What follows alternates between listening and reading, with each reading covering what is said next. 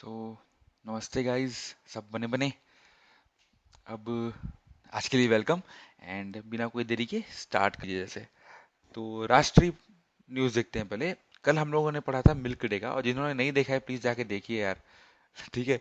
Because कल की videos में मैंने देखा है कि कमेंट्स तो बहुत आए हैं लेकिन व्यूज़ कम आए हैं, तो व्यूज़ के लिए मेरे को आप लोग को देखना जरूरी है। तो पहले आप सब पूरा सीरीज एक साथ देखिए, 10-10 मिनट के वीडियो रहते हैं और ज़्यादा ही रहता। तो ई पशु आहार पोर्टल जो है वो क्या है? पहले तो किसके द्वारा मैनेज किया जाता है? ये पशुपालन, डेयरी और मत्स्य पालन विभाग द्वारा मैनेज किया जाता है। ठीक है। यहाँ पे क्या है, जन्मोप्लाज्म बाजार है जहाँ पे क्या क्या होता है, जिंदा जानवरों को रखा गया है, जमे हुए शुक्राणु को और भ्रूण को रखा गया है। बेसिकली ये जो आपका एक तरह से फर्टिलाइजेशन में बहुत काम आता है। फर्टिलाइजेशन मतलब जो लोग होते हैं ना, स्पर्म जो मतलब गर्भपात के जो जानवरों का जो होता है वो अलग से होता है ना।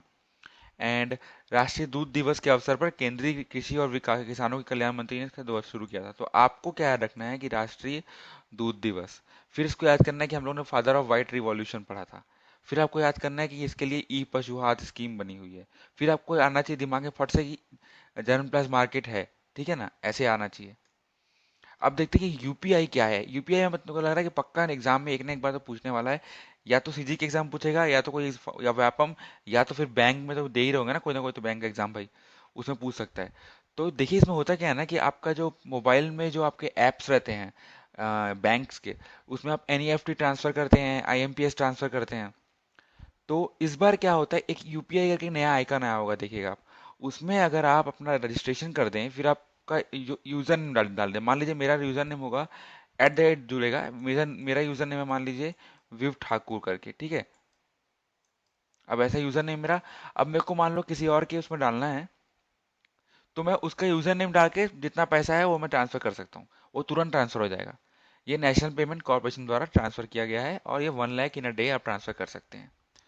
अब सेकंड न्यूज देखते हैं कि आरबीआई ने कैश रिजर्व रेशियो, मतलब बैंक को अपने पास कैश रखने वाला जो रेशियो होता है, उसको 100% इंक्रीमेंटल पॉलिसी ले आया है अभी कुछ दिनों के लिए। बिकॉज बैंक के पास कैश बहुत आ रहा है, लेकिन कैश जहाँ भी बहुत रहा है, बिकॉज जो लोग जमा कर रहे हैं वो निकालने के लिए ही जमा कर रहे हैं अभी ना, बिकॉज डिमोनेटाइजेशन चल रहा है। तो आपको क्या ध्यान में रखना है कि अभी 4% पहले से था, पहले से 4% का बोलने का मतलब यही है कि अगर 1,000 करोड़ या 100 करोड़ रुपए बैंक के पास आया, तो बैंक उन 100 करोड़ में से 4 करोड़ अपने पास रखेगा। लेकिन अभी ऐसा है, अभी वो 100 करोड़ तक अपने पास रख सकता है पूरा का पूरा, बिकॉज वो वापस जा सकते हैं ना, क्योंकि जितने लोग डिपॉजिट कर रहे हैं उतने लोग विड्रॉ भी कर रहे हैं अभी डिमोनेटाइजेशन के कारण। तो अभी ये टेम्पररी है, ज्यादा दिन का नहीं रहेगा। वो नॉर्मल बैक टू 4% हो जाएगा, बहुत दिन से चल रहा है 4%। ओके।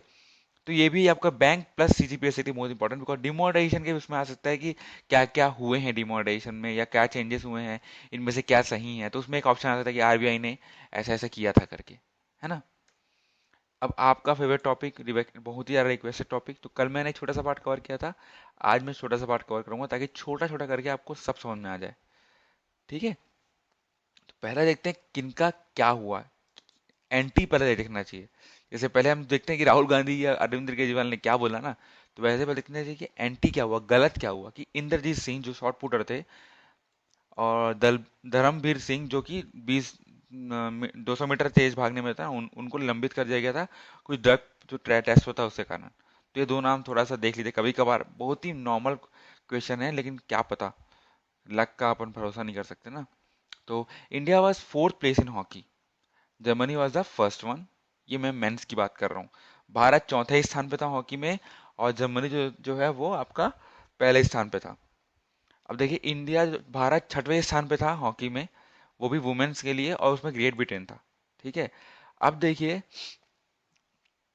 रेणुका यादव ये हैं, रेणुका यादव मैडम ये जो हैं, छत्तीसगढ़ से गई थी ओलंपिक खेलने के लिए, ये राजनांदगांव की हैं। ये बहुत इंपॉर्टेंट क्वेश्चन आ सकता है। ठीक है। और ये अपनी ट्रेनिंग ग्वालियर में करती थी, निःशुल्क ट्रेनिंग पे। ठीक है। और कौन है राजनांदगांव के? डॉक्टर रमन सिंह भी है, याद करिए ना। और कौन है? ठाकुर प्यारेलाल सिंह थे क्या? हाँ। तो भारत हॉकी में 6 स्थान था। ठीक है। और ग्रेट ब्रिटेन महिला, ठीक है, रेणुका यादव। अब देखिए ये जो है, मैं फोटो इसका रखा हूं ताकि आपको अच्छे से याद हो जाए। तो आदित्य अशोक, ये वुमेन गोल्फर है, इनका बहुत नाम चला था, तो इसका याद कर लीजिए भाई। ये है हमारे दत्तू बबन भोकानल, इन ये नेशनली बहुत अवार्ड जीते हैं, लेकिन ओलंपिक में ये 13th रैंक आए थे। और अभिनव बिंद्रा थे, वो 4th रैंक आए थे, ठीक है। इसमें 10 मीटर राइफल में इनका कुछ था कि राइफल का कुछ रेशियो बिगड़ गया था, ऐसा कुछ था इनका प्रॉब्लम, कुछ किसी ने राइफल गिरा दिया था। ये जानने की जरूरत नहीं, जैसे ऐसे ही बोल दिया टाइम पास के लिए मैं। तो अब आते हैं पैरा ओलंपिक्स में। पैरा ओलंपिक्स में आज मैं कवर करता हूँ कि वो 4 लोग जिन्होंने हमारे देश को गौरवान्वित किया है। तो पहले हैं हमारे मरियप्पम थांगावेलु। ये सर हैं वो, जिन इन्होंने हाई जंप में गोल्ड मेडल प्राप्त किया है, मरियप्पम थांगावेलु। देन देवेंद्र झाझारिया जी हैं, इन्होंने जेवलिन थ्रो में गोल्ड मेडल प्राप्त किया है। तो मरियप्पम एंड देवेंद्र जी, इन दोनों ने गोल्ड मेडल प्राप्त किया है। अब ये जो है मिस दीपा मलिक है, इन्होंने शॉट पुट में रजत मेडल मतलब सिल्वर मेडल प्राप्त किया है। और दीपा मलिक, देखिए एक क्वेश्चन इतना प्यारा आ सकता है कि दीपा कर्माकर है ना, और मतलब वो दीपा कर्माकर डाल देंगे, अगर दीपिका कर्माकर दीपा कर्माकर कुछ भी डाल देंगे वो, आप लोगों को कंफ्यूज जाएगा, अरे यार कौन सा रहा है। पर वो जो कर्माकर मैडम थी, वो जो थी ना, वो 4th आई थी जिमनास्टिक्स में, ठीक है। तो वो याद रखिएगा, बिकॉज मैंने ऐसे क्वेश्चन देखा था, इस कारण मैं बोल रहा हूँ। एंड ब्रॉन्ज जो है वरुण सिंह भाटी ने जीता है, ये है वरुण सिंह भाटी, ये हाई जंप में जीता है ब्रॉन्ज। और हाई जंप में मरियप्पन तिरंगावेलु ने ये जीता है गोल्ड। तो गोल्ड और ब्रॉन्ज अपने पास आया था हाई जंप में। अब आते हैं हम छत्तीसगढ़ के अपडेटेड डेटा पे। तो ये है एग्रीकल्चर प्रोडक्शन, कृषि प्रोडक्शन नहीं होगा ये, मतलब टोटल पॉप कितना पॉप डेंसिटी है, इसलिए कृषि संख्या की देखते हैं हम। तो ये अपडेटेड डेटा है, जैसे मैं आपको कल बता चुका था। तो जितना मेरे पास है वो सब मैं आपको दे रहा हूँ। तो बाकी है खरीफ क्रॉप, ये मैं आपको याद करा दूंगा, चिंता मत करो बिल्कुल भी, बस आप अभी पढ़ लो। खरीफ उत्पादन जो है वो जांजगीर में होता है सबसे ज्यादा। रबी उत्पादन जो है अभी बेमेतरा में हो रहा है सबसे ज्यादा। टोटल प्रोडक्शन जो है जांजगीर में सबसे ज्यादा, एग्रीकल्चर लैंड जो है जांजगीर में है। और सबसे कम जो है एग्रीगेटेड लैंड जो है वो भी, वो जो सबसे कम जो आपका फॉरेस्ट है वो कहाँ पे, वो भी जांजगीर चांपा में है। अब कैसे याद करेंगे, देखिए, जे सी है ना। अब जेसीबी कर दोगे, अगर आप जेसीबी, एक वो आता है ना मशीन जो खोदता खादता है, तो जेसीबी जहाँ पे खोद खाद रहा है वहाँ पे फॉरेस्ट होगा नहीं। ये मेरा निमोनिक है, बाकी आप लोग देख लो। तो ये बहुत सिंपल तरीके से मैंने याद किया। अब धान भी आपका सबसे ज्यादा जांजगीर में हो रहा है। गेहूं आपका बेमेतरा में हो रहा है। बेमेतरा में और क्या हो रहा है, रबी क्रॉप, ठीक है। बलरामपुर में मक्का हो रहा है। कोडू कुटकी जो हो रहा है वो कांकेर में हो रहा है। कोडू कुटकी कांकेर में हो रहा है, ठीक है। अब आते हैं हम तिवड़ा। तिवड़ा जो है वो मुंगेली में सबसे ज्यादा होता है। और कोंडागांव में होता है रागी, ठीक है। अभी आप सिर्फ पढ़ लीजिए, आप स्क्रीनशॉट ले लीजिए आराम से, अपने पास रख लीजिए, आपको ताकि सुबह और रिवाइज कर दे सकें। और मैं इसको रिवीजन में आपको खत्म करा दूंगा, ओके। अब चना जो होता है वो कबीर धाम में होता है।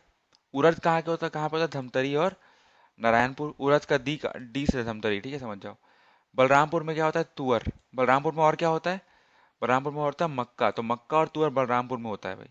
बेमेतरा में होता है सोयाबीन। बेमेतरा में और क्या होता है, प्लस रबी क्रॉप, प्लस क्या, वीट, है ना। ऐसे याद कर सकते हैं अपन। और रायगढ़ में क्या होता है, फल्ली सबसे ज्यादा, ठीक है। तो आज का खत्म।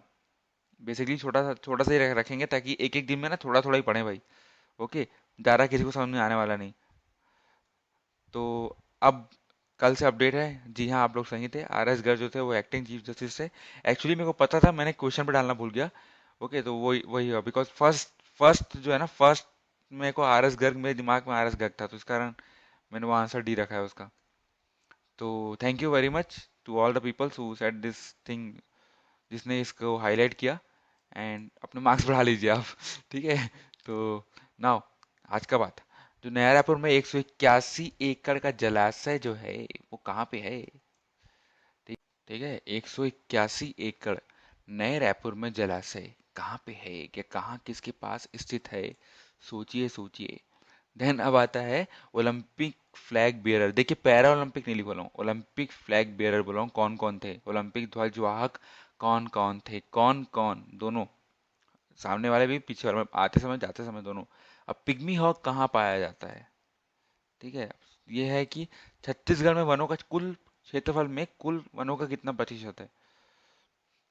अब फादर ऑफ वाइट रिवॉल्यूशन मैंने बोला ना आपको, देख लीजिएगा। अब यहाँ पे आपको रिवीजन हो जाएगा, जिसको पता है उसका तो फट से उसने आंसर बोल जाएगा, जिसको नहीं पता उसके लिए ये स्लाइड रहा ना। तो खंडवा जलाशय है, हम लोगों ने पढ़ चुका है। अभिनव बिंद्रा स्टार्ट किए थे, ये फोर्थ आए थे 10 मिलीमीटर राइफल में। साक्षी मलिक 75 kg है ना, 75 kg, 65 kg, 75 kg है क्या? अ, इन्होंने लास्ट में किया था। अब मानस नेशनल पार्क जो है आसाम में है, ठीक है। और पिग्मी हॉक जो है वो शॉर्ट शॉर्ट ग्रास लवर है, ठीक है, मतलब कम घास वाला। और आपका वन का क्षेत्रफल जो है, पूर्ण मतलब छत्तीसगढ़ में वनों का क्षेत्रफल सिर्फ जो है वो 44.21% था पहले, अब है वो 43.85। अब जो व्हाइट रिवॉल्यूशन मतलब सफेद क्रांति के जो जो पिता हैं बोलते हैं, उनको बोलते हैं डॉक्टर वर्गीज कुरियन। ठीक है दोस्तों, please like this and subscribe this and comment. Bye bye.